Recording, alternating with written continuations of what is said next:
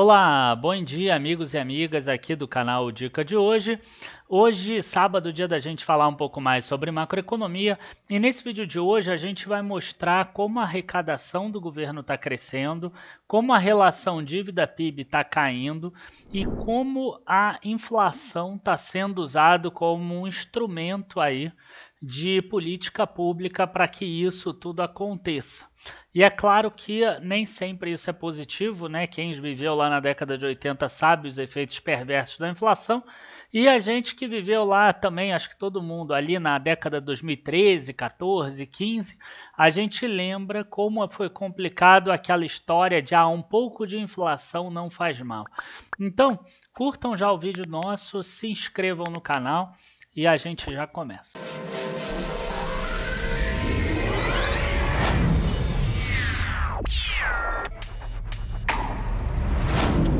Bom, antes da gente começar, eu queria lembrar para vocês que a partir de terça-feira agora a gente vai começar uma série com 3 lives, eu e o Marcelo Meure, head de opções aqui do Dica de hoje, para a gente falar um pouco mais sobre opções para vocês.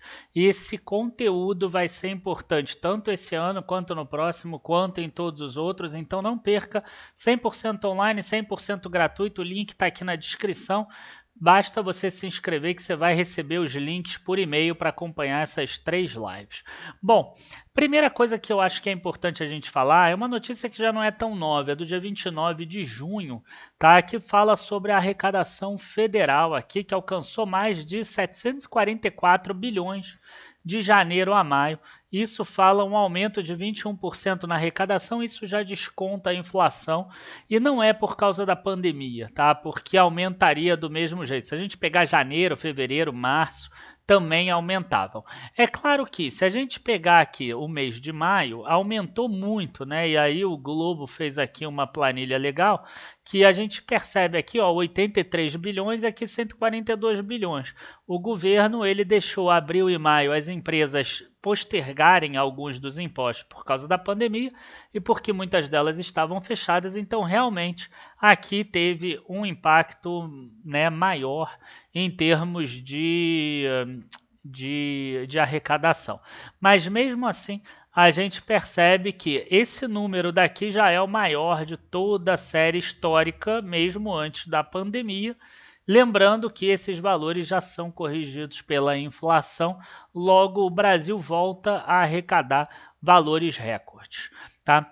E qual é a grande questão aí? Qual é o grande problema do Brasil arrecadar valores recordes se não está se criando nenhum novo imposto? A grande questão é a inflação. Né? Então, o que significa a inflação? Significa o seguinte: em reais, o governo pode arrecadar, por exemplo, 142 bilhões de reais. Vamos botar em números mais fáceis da gente pensar. Vamos imaginar que você ganhe 142 reais já livre de inflação. Tá? Lá atrás era 136 reais, tá? Em 2013, que também estava no topo. O que acontece? Se você vê que todas as coisas que você compra estão subindo acima da inflação, que é o que está acontecendo, principalmente para as classes mais baixas, a gente percebe que o poder de compra diminuiu. Quer dizer, na verdade, esse aumento de arrecadação, esse aumento de resultado nas empresas está vindo com uma redução de volume. Né? Eu não sei se vocês estão conseguindo entender, mas é isso que está acontecendo.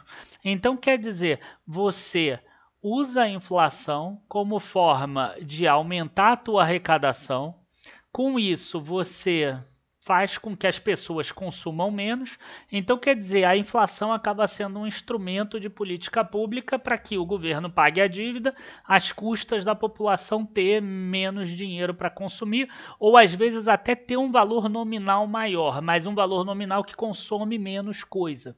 Né, você diminui o poder de compra das pessoas. Quem viveu na década de 80 vai lembrar claramente do que era o arroxo salarial e longe da política de hoje em dia ser perto daquele arroxo salarial daquela época. Tá? Mas está sendo utilizada aqui a inflação como uma forma de política pública. Para ficar mais fácil, eu separei aqui dados do Carrefour Atacadão, que vai ficar bem legal para vocês verem. Isso aqui foi 2017 e 2018, um período que teve deflação de alimentos. Então, se vocês olharem aqui, desde julho de 2017 até maio de 2018, teve deflação de alimentos a domicílio, que é tirado exatamente do IPCA. E olha só a dificuldade que o Atacadão e o Carrefour tinham para crescer vendas nas mesmas lojas, né? Olha como esses números são pequenos, meio, 4,5, 0,1, 0,8, às vezes aqui números negativos, né? Agora vamos pegar aqui números mais recentes, né? A gente vê aqui que nos últimos meses aqui, ó, desde agosto a gente está com inflação no domicílio maior do que 10%. Então 11, 15, 18, 21, 18, 19, 19, 17. Né? E deve ficar mais alguns meses ainda acima. E aí o que aconteceu com a venda das mesmas lojas do Carrefour Atacadão? Subiu 26%, 22%, 11%. Tá? Vocês podem ver isso aqui. Né? Então, 12,9, 8,6 vendas em mesmas lojas. Gasolina não importa aqui, porque a gasolina realmente teve fechamento, teve postos que não abriram, teve carro que ficou em casa, enfim. Tá? Mas aqui, o que tem a ver com inflação mesmo de alimentos, a gente vê um crescimento aqui das vendas mesmas lojas com esse aumento da inflação de alimentos. Então, quer dizer, assim como o Atacadão, todas as outras empresas, elas arrecadam mais dinheiro com a inflação e não necessariamente vendem mais produtos. Né? Se eu pegar, por exemplo, hoje uma empresa igual a Duratex, que vende produtos de porcelana e de coisas para casa, que a gente viu que aumentou muito o preço, ela vai estar com um resultado melhor, vai estar com uma receita maior. Se a gente pegar a empresa igual a Lojas Quero Quero, que vende material de construção, ela vai estar com resultado e com receitas maiores. E às vezes essas empresas estão vendendo volumes iguais, ou até vendendo menos volume, mas com receitas maiores, e receita maior gera maior arrecadação para o governo federal. Tá? E por que isso é importante para o governo federal? Porque o Brasil começa a gerar superávit primário. Tá? E aqui, deixa eu ver se é isso. Vamos passar aqui primeiro para a dívida bruta. A dívida bruta do país aqui, olha só, ela vem até aumentando, né? Então, em dezembro do ano passado, essa dívida estava 6,61 trilhões. E essa aqui é a dívida DBGG, a dívida bruta do governo geral. Aí passou para 6,66 trilhões em abril. Em maio já passou para 6,69 trilhões aqui. Aqui tem um errinho do Globo. Né? Então, 6,69 trilhões. Só que em percentual do PIB, como a economia está crescendo, principalmente por causa das exportadoras e por causa do preço das commodities que subiram, a gente tem 88% aqui do PIB, 85% e aqui 84%. Só que esse número ainda é muito maior do que um número aí de 60, 65, até 70, que seria aceitável para empresas, para governos emergentes. Tá? Então aqui, ó, a gente tem 2020, janeiro, fevereiro. Na hora que começa a acelerar a inflação, a gente vê que a dívida bruta sobre o percentual do PIB cai.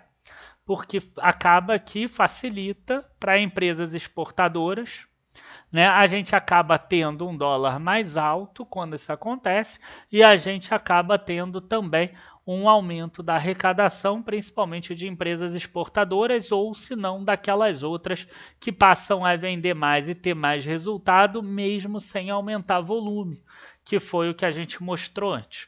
Então, esse tipo de coisa aqui está ajudando o governo nesse caso agora. Tá? E aí a gente passa finalmente aqui para a matéria da Agência Brasil. Contas públicas registram déficit de 15,5 bilhões em maio. Esse déficit é um déficit primário. O déficit primário não inclui despesas com pagamentos de juros. Então, na verdade, o déficit total do Brasil é maior do que esse.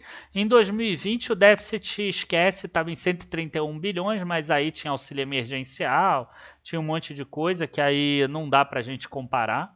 realmente não dá para a gente comparar nesse caso, tá? Aí ali a gente vê aqui, ó, a dívida bruta do governo geral foi isso que a gente já falou, 6,69, a dívida líquida aqui 4,73 trilhões de reais, bem menor.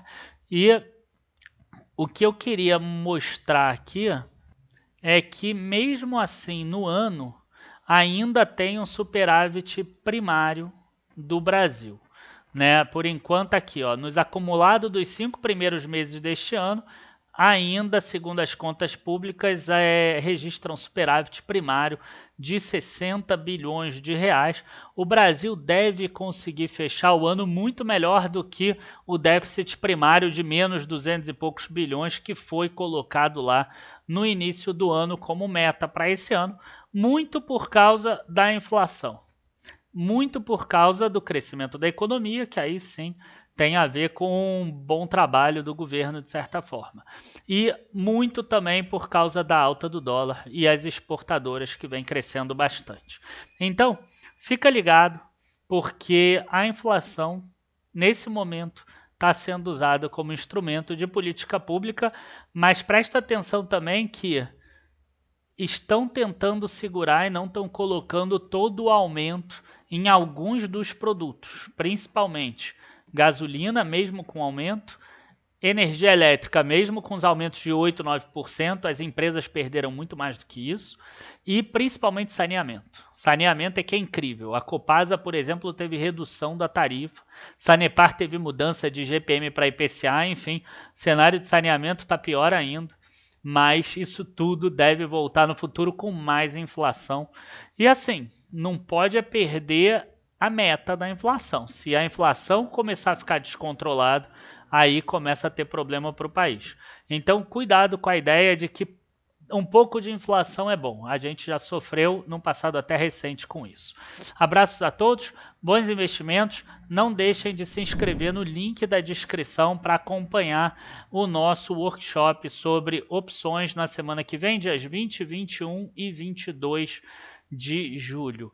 Abraços a todos e até a próxima. Tchau, tchau.